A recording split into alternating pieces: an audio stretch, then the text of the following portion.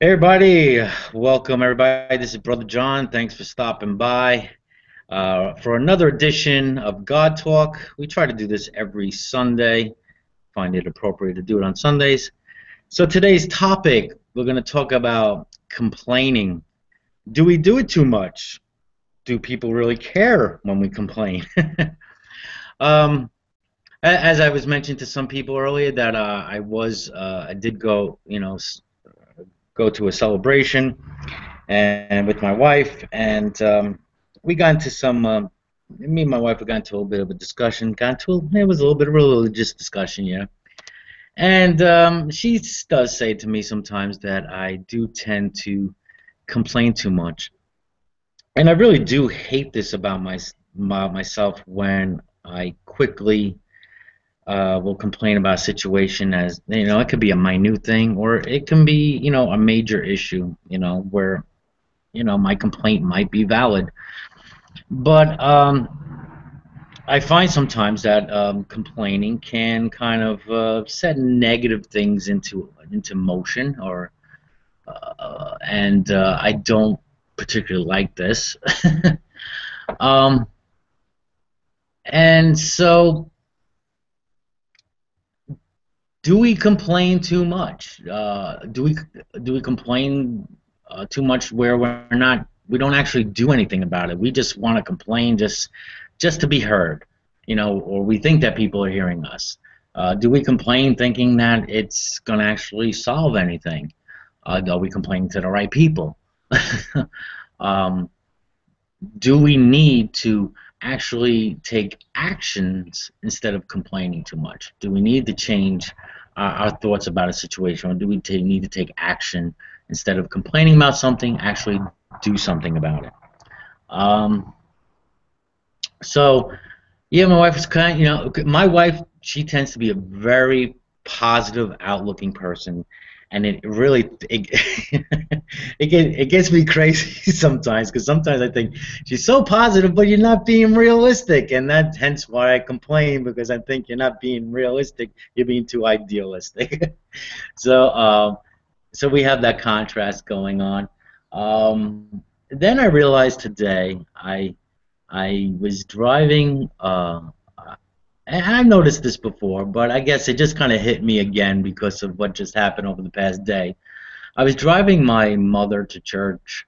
Yeah, I was driving her to church, and dropping her off, and she had a complaint about something. And I realized that, uh, my mother complains about a lot of things. And did I actually pick up this habit from her, from hearing all these complaints? So, do we pick up these complaining attitudes, or even other attitudes? I'm sure we do, from just being around our parents for so many years, and is recognizing, and I think recognizing a problem, is the first step into actually trying to, rectify it. So my brief thoughts on complaining. Anybody in the room would like to share? Do you guys feel, do you complain too much, or maybe not enough? Just to be clear about this, are we complaining about complaining? Could you? Yeah, we're complaining about complaining. That's cool. You're too loud. Okay, that's the end of the. That's the This end is of the. completely self-refuting. You can't do this. But If nobody came, complainers, if nobody came in the room today, I would have complained, and nobody came in. that's right. You're gonna, Complainers hang around complainers. Any thoughts, anybody? I think it's very cathartic to complain. I mean, you have a lot of problems, you get it out in the open, and you can deal with the rest of your day. It's pretty helpful, at least in my opinion. Even if it's just to yourself, you get it out and then you can move on. There's a very cool experiment you can do to see how much you do complain. And I did this a few years ago, and I realized that I was being negative and complaining more than I thought. And every time that a negative thought came to mind, I would make myself be quiet for a minute. And it happened a good 20, 30 times in the course of the day. And then I did this experiment for about a week, And I noticed that I was having less negative thoughts, less words, but I think for a lot of people it's a release. But I think everyone probably complains more so than they think. Now, if your wife is positive all the time, she's probably got this, um, in a state of where it's easy for her to stay in a higher frequency and be happy all the time, and keep putting out the positive vibrations. But there are people who love to be around complainers, and it brings them a lot of joy because they're on the same frequency. And if you bring someone in the room that is very positive, then it won't stop the complainers. And my other thought on it too is Probably that, agitate them, right? yeah, but the one thing I've also noticed is if you're angry or complaining or in a state of rage, the last thing you want is someone who's going to be in a state of joy, bliss, abundance, some form of balance. That doesn't bring, like, I think like draws like. And there may be aspects of what your wife says that drives you crazy, because I think on some level you may be going, why can't I be that positive? Why can't I live in that state of reality where I always look at the cup being half full instead of half empty? Well, I think one of my complaints sometimes when it um, comes to talking with my wife sometimes, and I'll complain about a situation, or just maybe even just state a problem, that somebody else has said or do, is that yes, she'll put a positive spin on it, but in my mind, I'm thinking you're making excuses for what they're doing. It's like you could say, why did this person do this? And she'll be like, well, maybe it's just they're having a bad day, and that may be the case. But sometimes it's just there is a valid point I feel I'm making, and I just want to be acknowledged, agree with me that yeah, that could be a problem, instead of like trying to put this positive spin on it. Reuven says in the chat, no one is going to mention all the bitching and complaining of my ancestors during the Exodus from Mitzrayim. Actually, I was going to bring that up. I think they call that kvetching, don't they? Yes, stretching, right?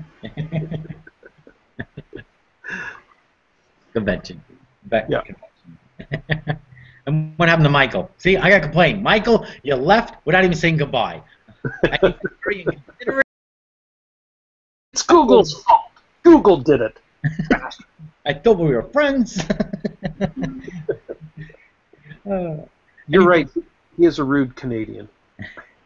He doesn't represent us very well. So wait. So here, out of curiosity, who's Canadian? I'm Canadian, and Michael's Canadian. I am also a Canadian. Oh, cool. Oh, great. I'm Haligonian, right out of Nova Scotia. But right now I'm in Cape Breton. Oh, no way. Right now I'm in London on vacation. I'm surprised you're still up this late. You're in the States now, right, Epicurious? No, Lebanon. I'm sorry. Okay. I'm closer to Reuven than I am you guys. Oh, okay.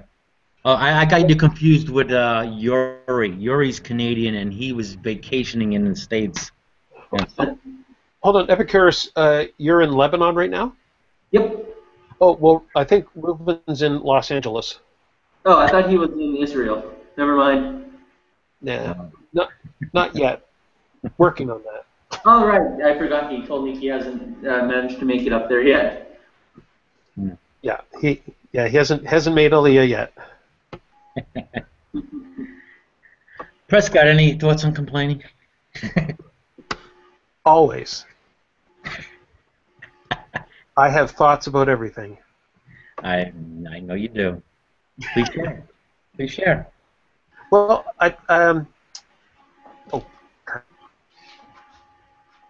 Uh-oh. Breaking up?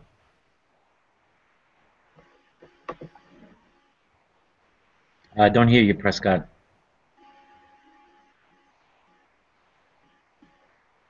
Your mic is open, but we do not hear you. Poke, poke, nudge, nudge. Hmm. There we go. Now we have two of you. I hit the wrong button. It's okay. I won't complain about it. Hey guys, I think I'm gonna have to cut my stay here a bit short. I have some family outside coming over to visit. Uh, I usually don't stay too long for the podcast while I'm here on vacation. Well, thanks for stopping by, and please enjoy your stay over there and be safe. Thank you so much, and enjoy your time complaining about complaining. Thanks. Nice talking to all of you. All right, take care now. Uh, Oh, shoot. I muted myself. I was here talking, trying to get his attention, and I muted myself instead of the video. Oh, such a moron. I was just going to say, if he wanted to contribute, I'd shut up and he could say his piece, and then he could go. Okay. Oh, well, what was it? too late for that. Yep, too late. Oh, he's Catholic Christian. Oh, okay. Very cool. Okay, so very quickly, I looked up, obviously there, since, oh, there's Dave. Hi, Dave. Welcome, Dave. You're late.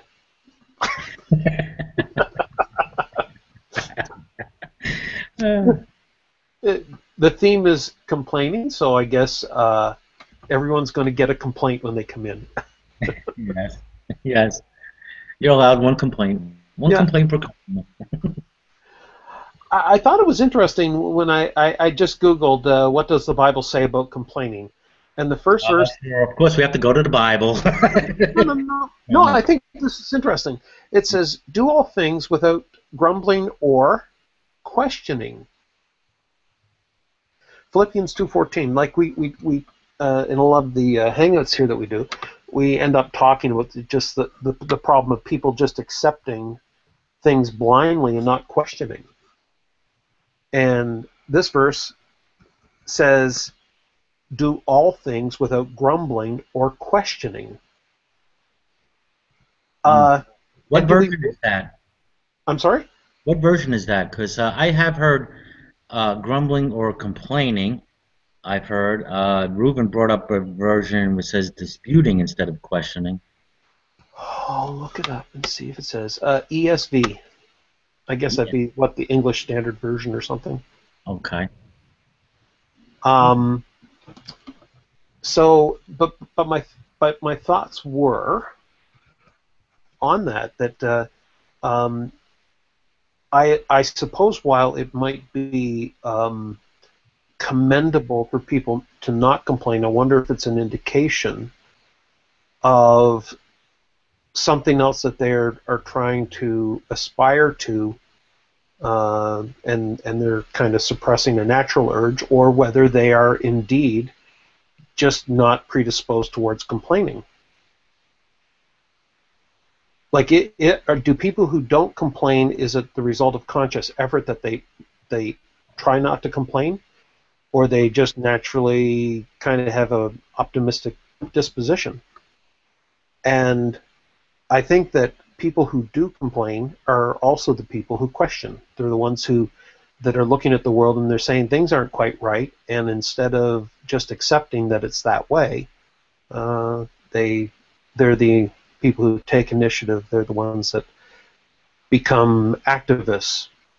You know, maybe not like jump on a ship and attack a bunch of fishermen activists, but you know that they're not content with things as they are. Mm-hmm. And I think that just as Reuben said, you know, about mentioning his ancestors grumbling on their way out of Egypt, maybe that's why they are the Jewish people are they're world changers. Like they're not content with things as they are. that they are interested in actually changing the world, which is why so many of them are, these movers and shakers. They're involved in science and various academic pursuits and being doctors and lawyers, and they're not just sitting around waiting for the world to turn, one day at a time. They're actually doing about the nature or the DNA of somebody who complains that is a good thing for the world. Yeah, I would say, I mean, if you're gonna complain about something and not do anything about it, yeah, I mean it's kind of fruitless.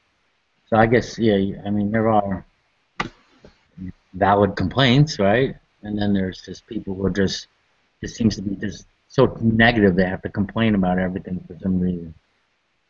But not, they don't want to do anything about it. They just want to complain about it because they feel like they want to be heard or something. But yeah, if we didn't complain about certain things, like, I mean, like a pothole in the street. If there's a pothole in the street, I'm gonna complain about it. Yeah, it could destroy my car, someone else's car, and then yeah, I should do something about it instead of just complaining about it. Yeah, you call somebody up, you call your mayor up or town council or your town councilor or someone, and you bring it up. I mean, if you're going to complain about the potholes and you don't even so much as pick up a phone and make a phone call, it's kind of complaining without really. You're not really putting action behind what you say, which means that when you say good things, that even when you say good things, Reuven has reached 1 million views on his YouTube. That's quite an achievement. Anyway, I think you know what I'm saying is, it's just you're right. Complaining and not doing anything about it is pointless. But it does. I think sometimes it does, if the complaint is actually legitimate. At least tells you that their eyesight is okay. I guess complaining, it does have somewhat of a negative connotation to the word, I guess, right? It does. Yep. Yeah. And yet, it doesn't have to be. Well, how many businesses have? I suppose they put out suggestion boxes, but suggestion boxes are really complaint boxes. Yeah. And they want to know if the customer's happy. And the only way that the customer can let them know is if they complain. So, correct. Complaining improves the world. Yeah. Yeah. I mean, even in my own business, I'll ask, I want to get feedback. That's right. After I do a job, I mean, those positive feedbacks, of course, definitely help, and other people see that, and it helps through a business. But yeah, at the same token, you want to see what do I need to improve upon, and I'm only going to know that by your feedback or your complaint, or yeah. Yeah, so someone saying you suck is not a complaint.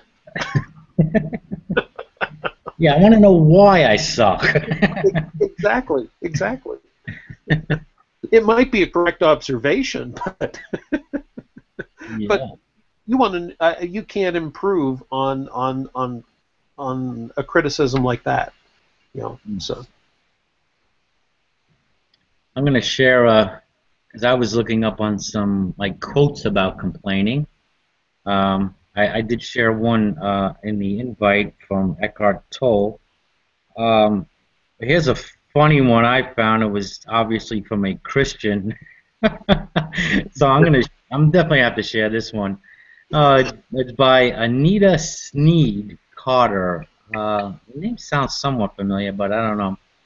But her quote was, "If you find yourself about to complain, think of your many blessings and rejoice." I could agree with that. But here it is. Don't give the devil a ride today, because then he'll want to drive full time. So kick his attitude of complaining spirit out of your blessed zone. Don't give the devil nothing. you have that negative connotation again to complaining. I guess going back to that scripture you were sharing. Yeah. Yeah. Um, Scott Hahn says if you complain to someone, you assume that it's someone who really cares about you. And then there was another one. What was it about? Lou Holtz. Never tell your. Now I don't know about this one, but he says never tell your problems to anyone. 20% don't care, and the other 80% are glad you have them.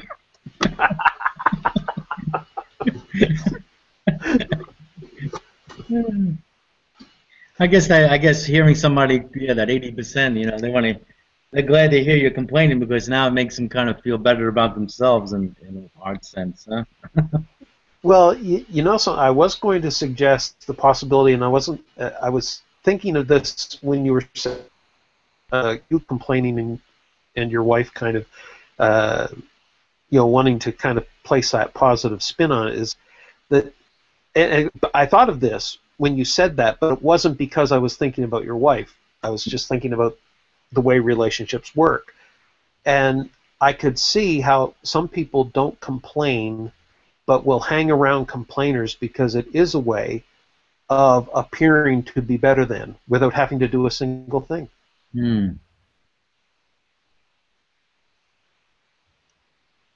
And I think we alluded this to before. Maybe people don't want to complain.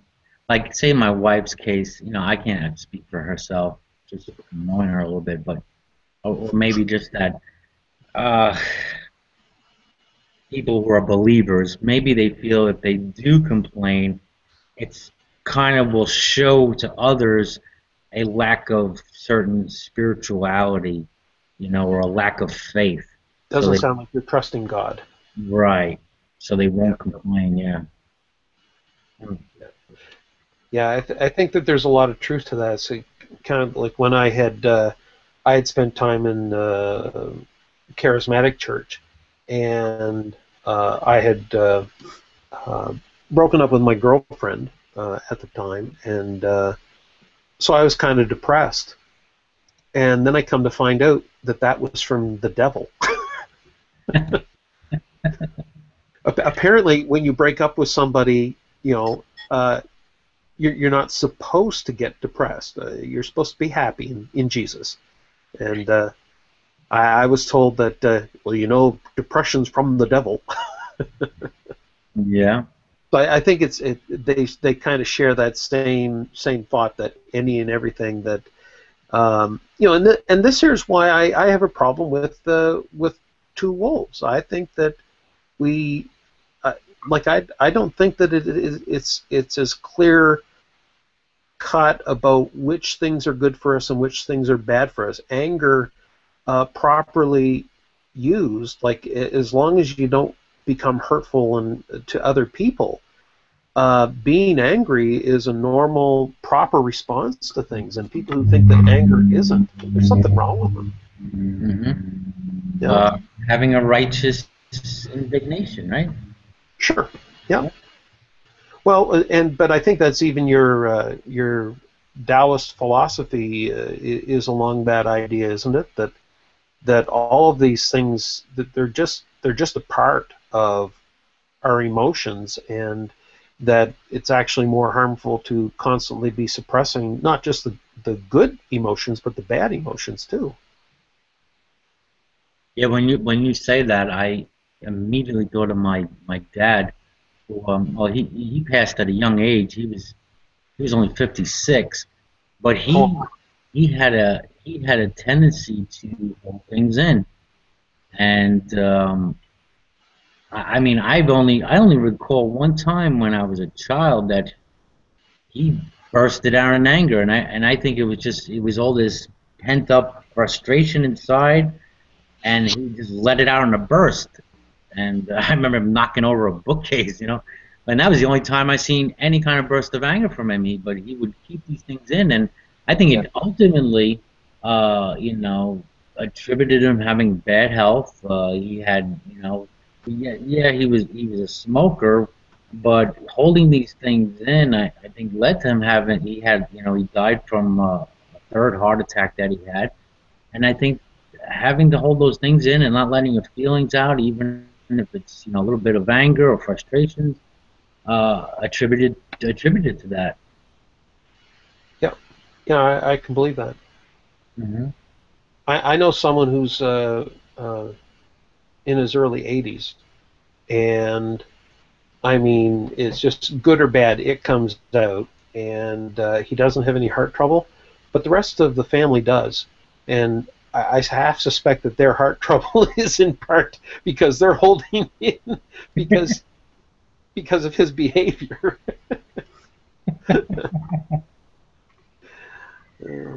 But yeah, in the Taoist perspective, I guess the yin and yang is it's part embracing not only embracing the good, but also embracing the bad. A certain, I guess, level of acceptance and putting things in its proper perspective.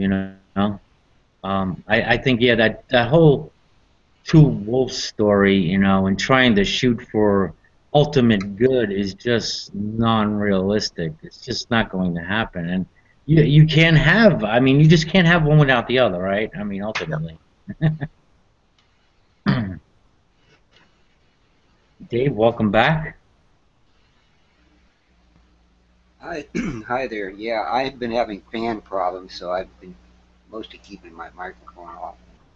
And, Oh, Oh, we don't hear too much noise. no, it's quiet right now, but it'll start up and it'll sound like a freight train. Okay.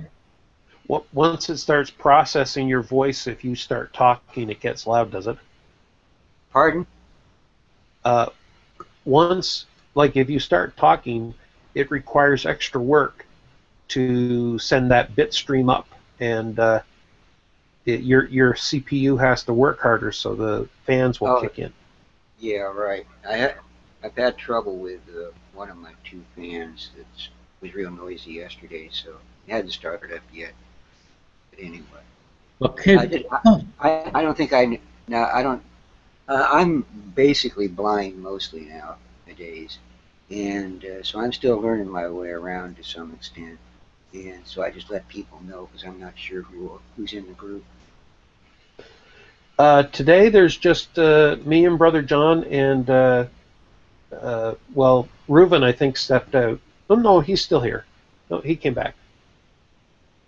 Yeah, Reuven's here. So there's me, Reuven, and Brother John. Yeah, I told Ruben, I sent him a message on Facebook telling him he was getting me addicted to this shit. Well, now Brother John might not know this, or maybe he does, but you used to be at the head of your local union there.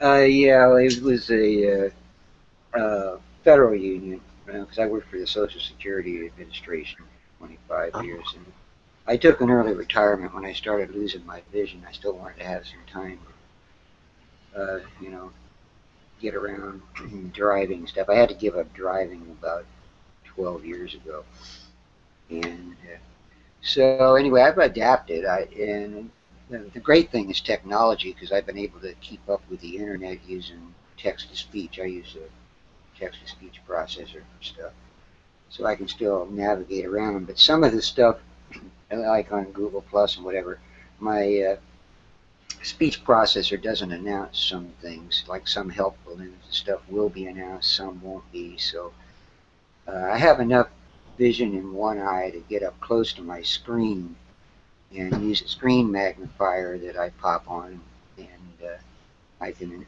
make the letters bigger or smaller, and sometimes decipher. Sometimes it breaks up the digital lettering too much, and I can't make it out. Like I have trouble with when people post all these cartoons and stuff, and I have trouble reading those with a screen magnifier.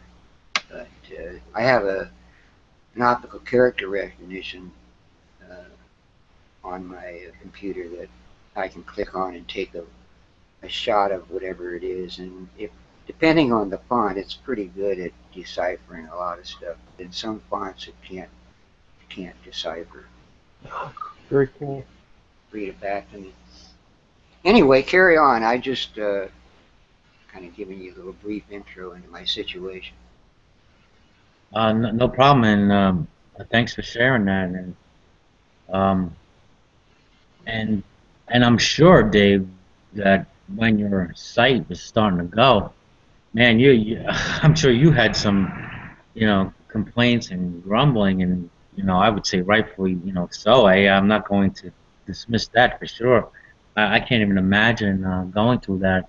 But at the same time, like you mentioned, you learn to adapt, and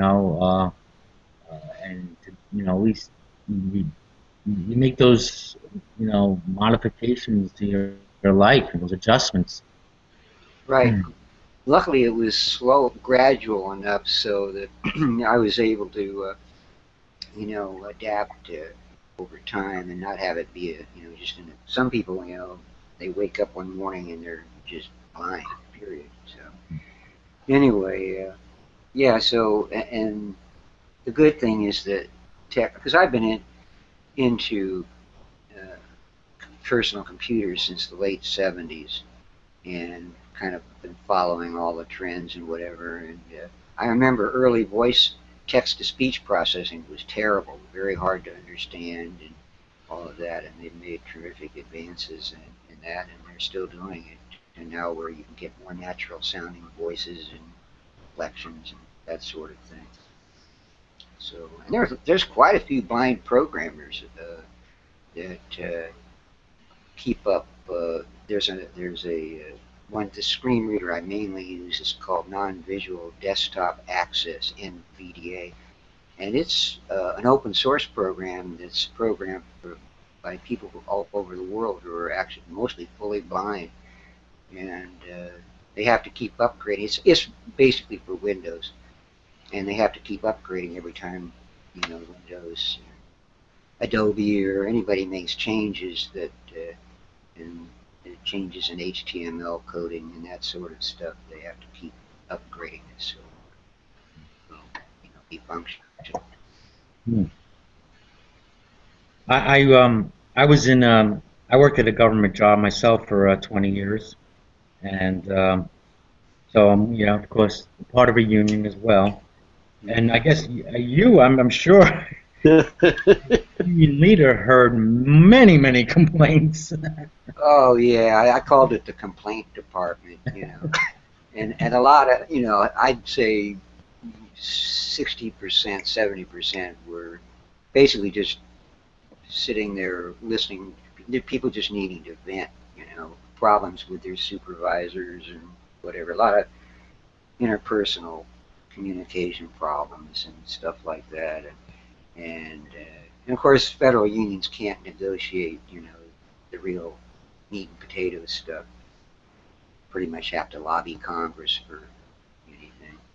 But the it was definitely an interesting thing. I wasn't even I didn't really want to get involved with it, and then I started getting addicted to it because I like dealing with people, and my job mainly was being a claims examiner for Social Security benefits, for Yeah. widows and wage earners and their children and all that sort of stuff. So it was mainly a desk job. I enjoyed being able to take a break and get away and kind of deal with situations in the workplace and all of that. You know, deal with everybody from top staff all the way down to your line management and stuff. Yeah, Yeah, a yeah. lot of interesting stories I won't get into. Oh no, I hear you. I used to love butting heads with the management, and even people wanted me to be the next shop steward. I'm like, nah, nah, nah, no. I didn't want to do Yeah, that's what they did to me, and the next thing I knew, I was a shop steward, and they were so incompetent. Down in the union office, I quickly became the head chief steward, and the next thing I knew, I was running for office as local vice president, and I was eventually elected president, and I kept winning by acclamation, so I sort of got stuck with the job. it. Yeah, so it didn't pay anymore. It's just my straight salary. But it gave me a chance to deal and help change things stuff. And plus, I got to work on situations where some of our lower upgraded employees. Got to help them get upgraded and all of that as technology came into the workplace, and they were being graded below what they should be getting because their jobs were changing from clerical to technical. And so that was a rewarding period in my service there. So what was the discussion about before I've interrupted all this stuff? Because I never got to, I kept dropping out and I had to reboot my computer. Well, I run a chat here, and sometimes I open up a chat. We call it God Talk, and we have different topics once in a while. And I mean, I try to think of a topic to talk about, and today's topic was complaining. Do we do it too much? Oh, okay. Yeah. So. Yeah, I heard you mention something about some older people in their 80s or whatever, and of course I'm headed in that direction now. I'm 71, so 72 months. Do you find yourself the older you get, the more you complain or less complaining? I don't know. I probably in some areas I just become somewhat apathetic. I mean, you hear a lot of complaints and stuff over and over through the years. Depends on what we're talking about, what area. Yeah. I've sort of gotten tired of the whole political scene and all of that. Yeah, I hear you. I almost sometimes I mean, I was involved, not involved directly, but I mean, I used to keep up with the politics a lot, and I after a while I got frustrated because I felt like all the complaining just wasn't changing anything. It was just the same old, and no matter who's in office, it was just Yeah. I just look at it as two sides of the same corrupted coin. That's how I look at it. Right. Oh, let me. Now you run this group, right? Yes, this particular chat, yeah. Okay, because they told me in another group how. Now, what is your name? My name is John. John, I'm going to add you. I'm creating a circle called the Outlanders for hangout people. Yeah. Okay. And I'm going to add you since you're running this thing. And it's associated with Ruben, so. Please do it. Down at the bottom here, my screen reader has gone silent on me, so I'm trying to get close enough. Is that an owl? Are you an owl? Yeah, that's my owl. Sometimes Okay. I will change the avatar, but yeah, that's. I had an apartment once and had an owl fly into the living room through an open window. Wow, that must have been pretty cool. And Well, sometimes I also have a chat. I call it Night Owl, so that's why you see the avatar. Okay, well, I'm trying to find you on the I understand I click on a little thing and. Yeah, if you click on if you click on the avatar, you'll see profile, and then you can add me. I just added you to my God Talk. I'm trying to see. Oh, is it? I don't see the owl at the bottom here. What? Oh, wait a minute. I think it. Wait a minute. Okay, I got it. I think. You got if you scroll over. I have a huge cursor. I can see that I made a big red cursor, and I'm going to try to see if I can get. Okay, it popped open, and then where profile is that? The second one down, or is it the top? Right. Yeah, should be. It might be the first one on yours. Okay, let me click on them. Okay, I think it's the first one. Put the magnifier on here. And you're John, you said? Yeah, Brother John. Okay, brother. So if you click on profile, I may drop out. A problem when I open a new window of dropping out, so I may disappear for a while to your relief, and I'll be back. Okay, no problem. Loading. I added you to my God Talk circles as well. So next time a chat comes up, you should get an invite. Oh, okay. Okay. All right. It's loading. Yeah, carry on. Yeah. The screen is loading very slowly. So I was thinking of one of my complaints about the union was because the unions were, I mean, they're pretty much, they're always supported the Democratic Party, and I was basically I was a conservative Republican for a good amount of years, and my one of my complaints was that I had to join the union, and two, now part of my membership dues was going to support a party that I didn't want to support. right. Can you still hear me?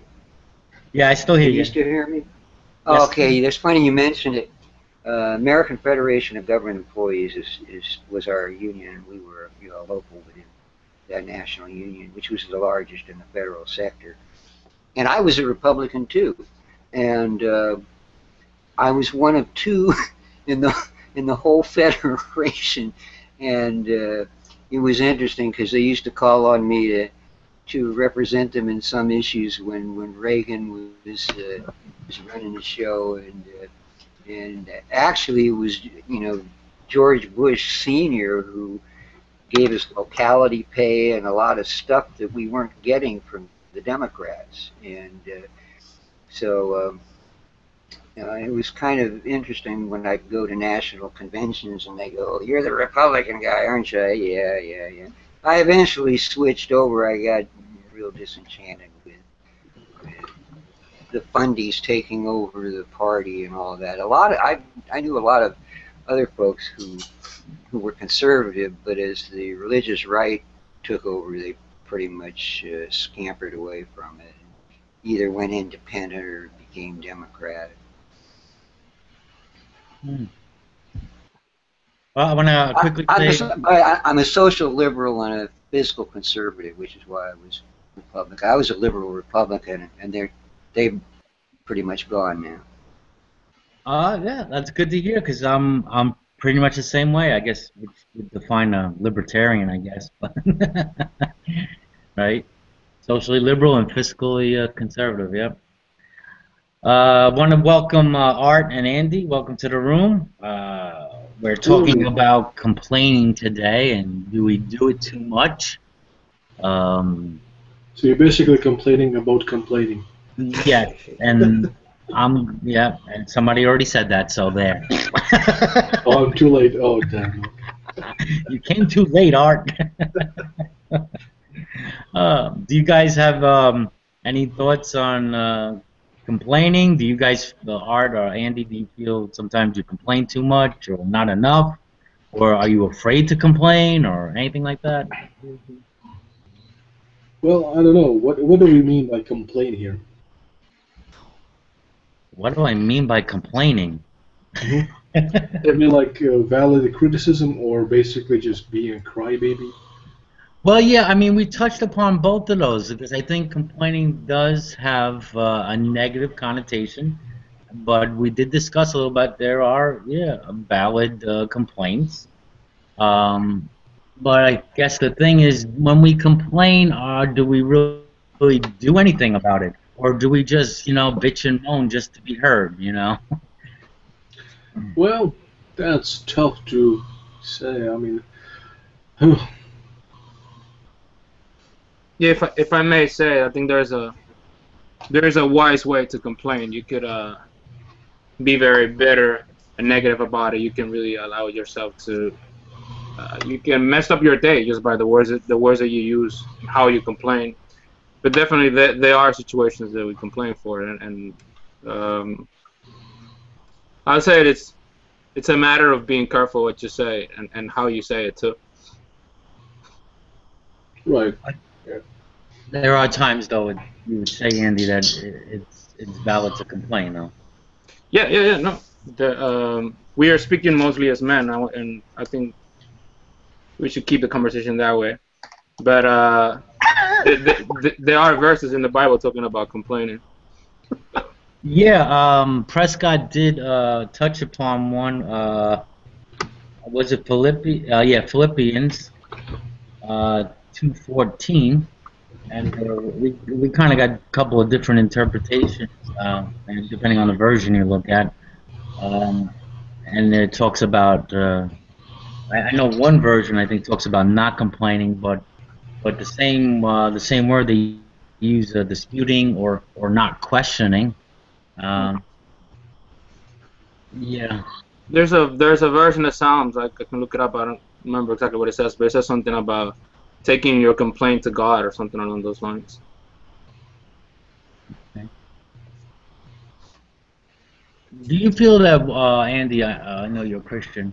I'm Sure. sure. I'm sure after we close this specific hangout and go off air, we can talk about other issues. I'm sure you want to talk about, but from the posts earlier, in the But stream. if you want to, I mean, I'm cool with any conversation as long as That's it's great. clean.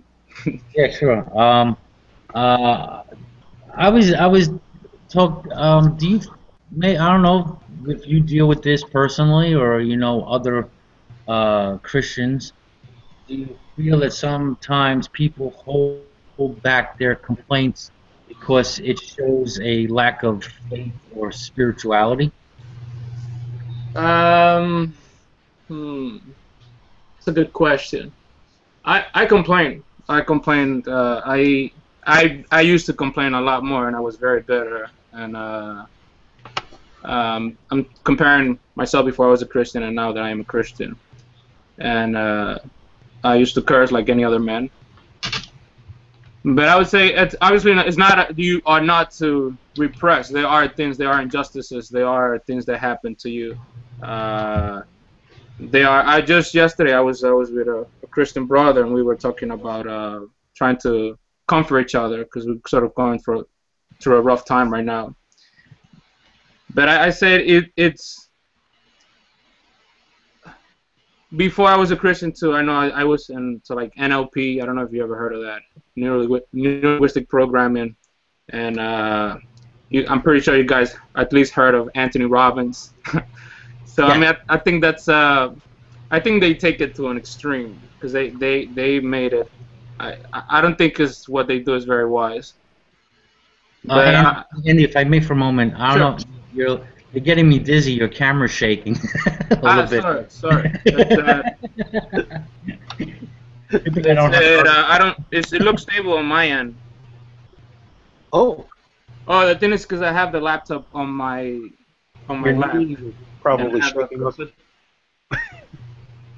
If you want, I can get a stand just to hold it, the because every time that I talk, the laptop Yeah. moves a little bit. Yeah, it's getting me. I feel like I'm gonna get vertigo here or something. I wouldn't want that. I wouldn't want that. So, It's a little It's just a little distracting, It's hard to. all right, For and me. I'll get a stand and I'll move it from the laptop. No problem. I'll Is be that a right back. valid? Is that a valid complaint? You Sure. stop complaining, John. I don't mind. I'll be back. Give me a second. Thanks. Well, I'm sorry. Yeah, go ahead. John, you could adjust your bandwidth down to half mass, and I think that takes the video out and replaces it all with the avatar. Okay. To save Yeah, on bandwidth. You can actually just turn off the video. You have a button for that also, next to the microphone button. I usually do. For some reason, it usually goes to medium. I usually have it there, and it's pretty good. So, and for some reason, it wasn't there. So I'll put it to medium, see how that goes. Hey, Grant, what's up? Welcome to the room. Good morning. How's everybody doing? Well, it's afternoon here in the East Coast of the United States, but I still have 9 minutes till afternoon. yes. Hello, Ruben. Hello, Dave. Prescott. Hey, Grant. Art. Andy, I don't know you, but hello. Hello.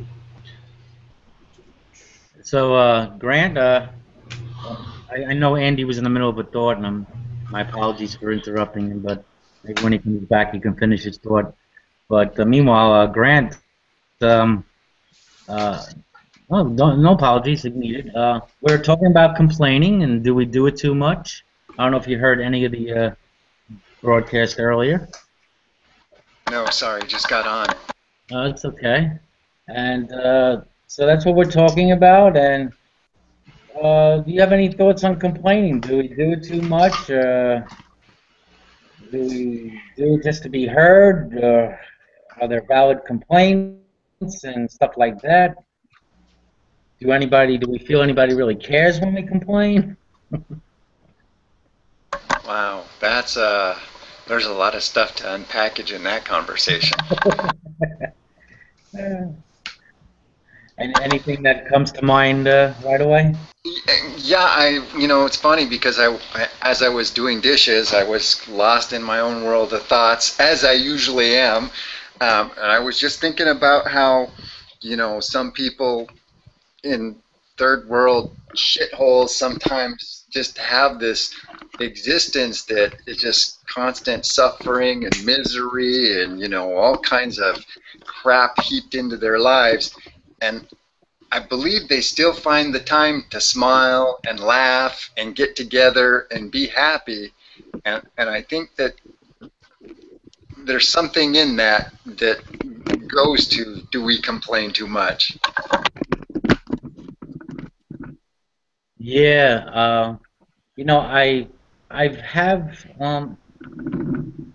the closest I guess I visit a very people in a very uh, poor state of existence like that is when I was in I visited the Dominican Republic many God, it's got to be nearly 20 years ago, and there back then um, there was like no middle class. You either had or you did not have. You were either a servant or you were a servant. And so, I mean, that's the only direct, I was only there a short period of time. Um, but I have seen like, other documentaries or videos and it did amaze me sometimes that people can be in such poor circumstances and yet they have these big old smiles on their faces. And yeah, they just, it seems like, I don't know, maybe they just look at life differently. I don't know. Maybe it's a matter of perspective. They Yeah. don't really have anything within visual range to compare it to contrast it against. You know what I mean? It's just life, live it. Oh yeah. I mean, definitely. I mean, look, just in our society alone, and I mean, that was a topic I thought about discussing that topic today about success and happiness. So this kind of relates, and yeah, in our society, we're so bombarded with what we think success is, and it usually attributes to some kind of fortune or fame, and yet, we have so many people who are in, they have that, but yet are so unhappy and wind up committing suicide and stuff like that. But Yeah, first world complaints shouldn't even count as complaints. My Beamer mechanic is really screwing me on the price of this thing. Also, Andy, yeah, yes, you were born there, so Yeah, yeah, I actually well, I know exactly what you're talking about, the poverty, and I've my family is from a very humble background. My father is pretty much from the countryside, and it actually that actually I tried to reason that out too, and I can understand that how some Dominicans they are, well, not just Dominicans, but a lot of people they have that quality even though they're poor, even though they're miserable many times, economically speaking, they have a very good time and they know how to make the best out of life. I've always been, um, I would say, and I don't want to use the word intellectual, but I always like to examine things and to question them, and that sort of got me depressed a lot of times. Yeah. I'll never forget. I mean, I had a valid complaint. I was in Dominican Republic. Oh my God, I don't think I ever felt so sick in my life. We went to a little eatery there, and no one else got sick, but I did, and I think I got food poisoning. I Mm. thought I was going to die, literally. I was heaved over in the back of the car, vomiting, and oh man, you're sweating. You're so. That that happened to me once. If I go there, I'm as a tourist as you are, but I have food poisoning there too, and I spend pretty much an entire night going to the bathroom, and One of the things that I hate the most is stomach aches. I hate stomach aches. They're very uncomfortable. Andy, can I ask you a question?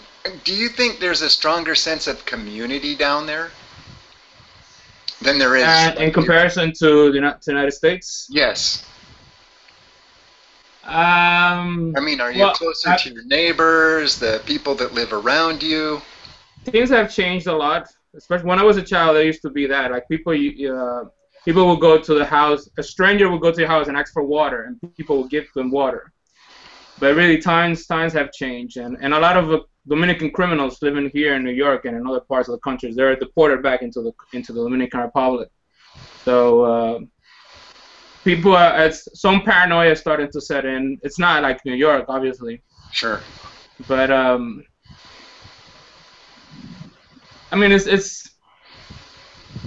I don't have any patriotic or nationalistic views of the Dominican Republic. To me, it's just another country, and the same camaraderie that a lot of Dominicans have. I see it here in the South or in Japan as well. Right now I have to take a private loan because I want to study abroad in Japan starting this September, and actually I believe that I will be sent to Japan as an evangelist. But like I said, I don't. To me, every single country has its good points and its bad points, and it's just men. It's just men, really. Yeah. When I was, I'm sorry, go ahead, Grant. No, please. I was just going to finish that thought with. I often wonder if the lack of a sense of community is one of the reasons why we complain. It's just we don't know how to communicate anymore.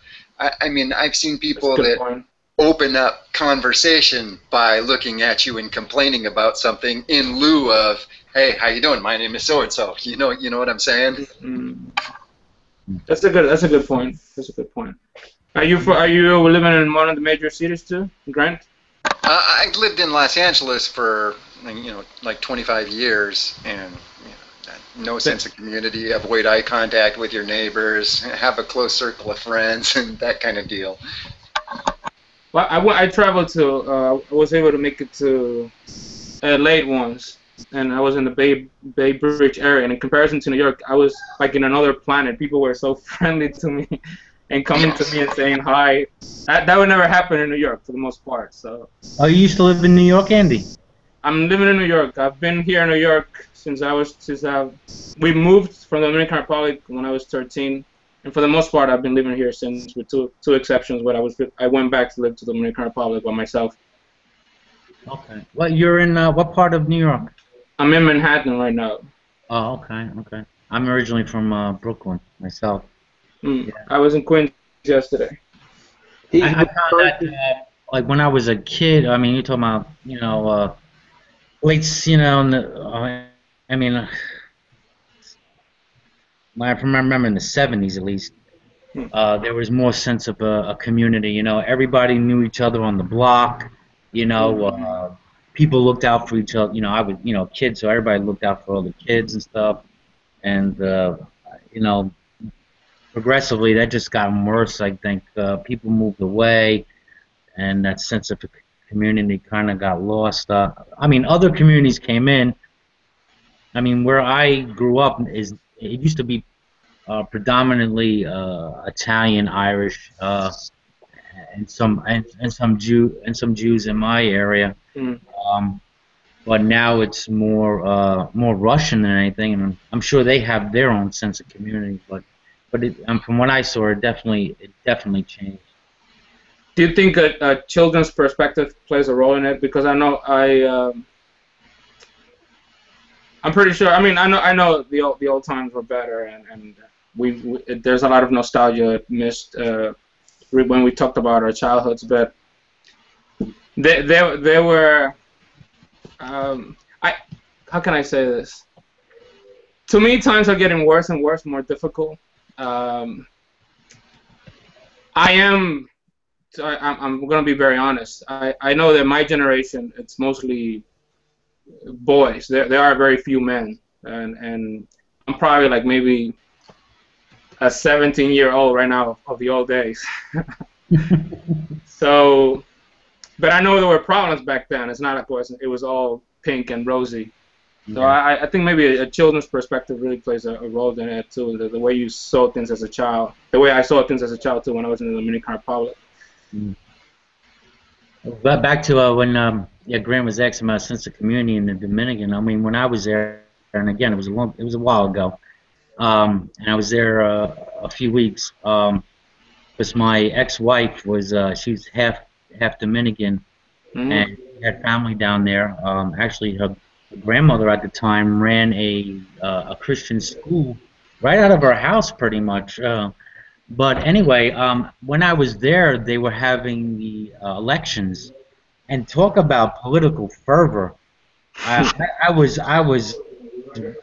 blown away. These guys, I mean, depending whatever party you're on, I didn't know all the politics then, but they had flatbeds with these massive sound systems on them, and blaring their, That's a Dominican Republic, right? Yeah. Flags on them. It was like wild.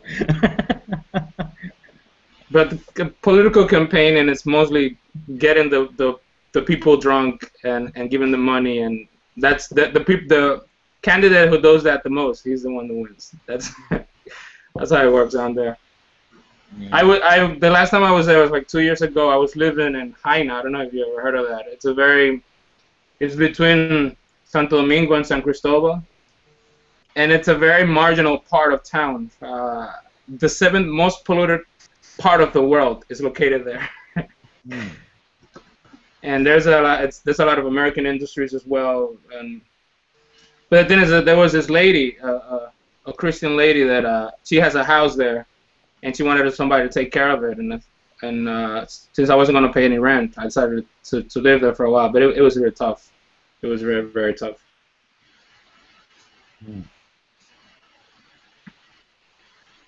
It's like drunk. Have you guys ever seen the Kurosawa movie Drunken Angel by any chance? It's like that kind of neighborhood. No, I can't say I have.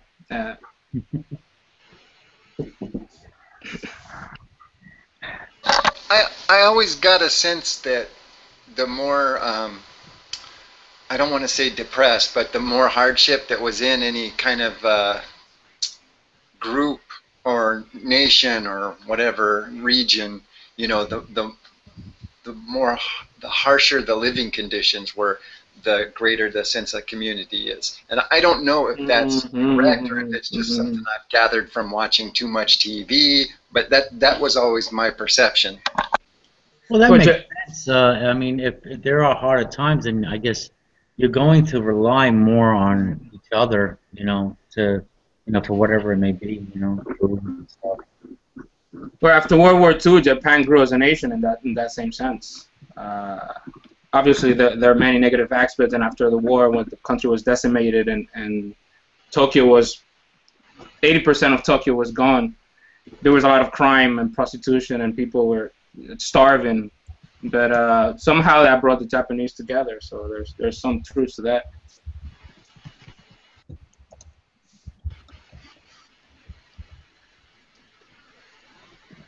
And you also have the Jewish people.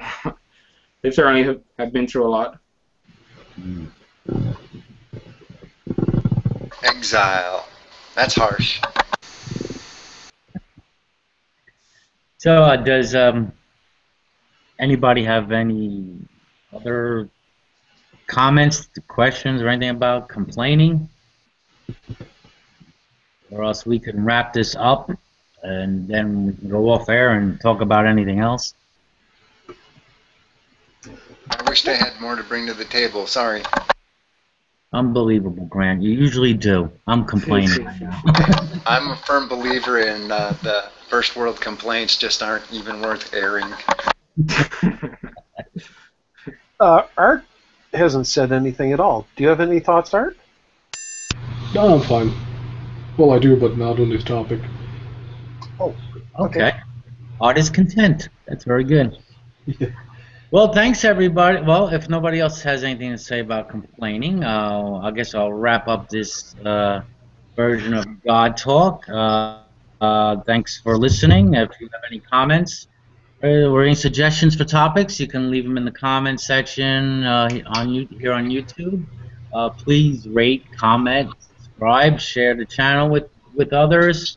And if anybody right now in the group wants to share the link with anybody as we go off air and let the punches flow for our after party, you can do that. So thanks for coming by, and everybody have a good day. Everyone else here, remain online, remain here because we're going to go off air. And thanks.